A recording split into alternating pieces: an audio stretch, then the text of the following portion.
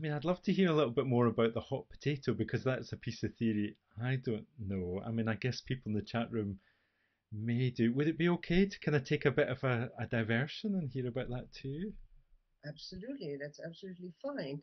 I must, first of all, of course, honor Finita English, who must be, oh, in her 90s now, and who has been part of the TA movement, if you like, since Byrne began his meetings. I can't quite remember, was it in San Francisco, but I'm not sure. And I think she was one of the first people to be a part of this group of people who met.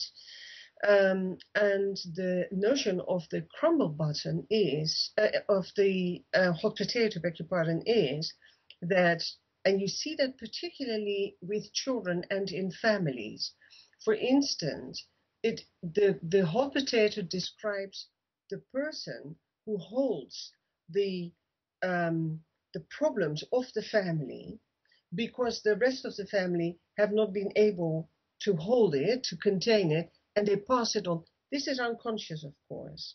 I would have to read the article again. It's a long time ago, but Femita English is quite au fait with the workings of the unconscious because she had a psychoanalytical background, if I'm not mistaken.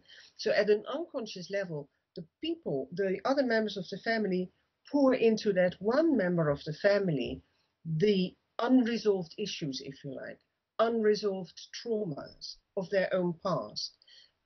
So this becomes the child, per definition, who is the problem child, the awkward one, the nasty one. But of course, the moment people start to work with families and the other members start to own their part, the hot potato becomes a lot cooler, if you like. Everybody take their bit.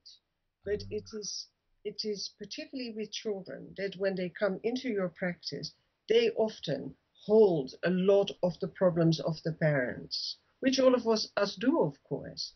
Yes, yes. Uh, So the child is the hot potato in that kind of, and like people find it hard to be with them or to be close to them. well, it's not that the child is the hot potato, it is that which the child holds. The traumatic material, which is largely unconscious, the child holds at an unconscious level and will act it out. So, like you just said, this will then manifest through the child's behavior, through what they do and do not do, um, through their symptoms. You get a notion of what happens in the rest of the family that the family do not want to look at. So, particularly as a child psychotherapist, it is often the case that this is what you, as the therapist, should resolve. It's not about us, it's this difficult child of ours. That is what she meant. And this sometimes also manifests in groups, of course, and in larger ways in organizations as well.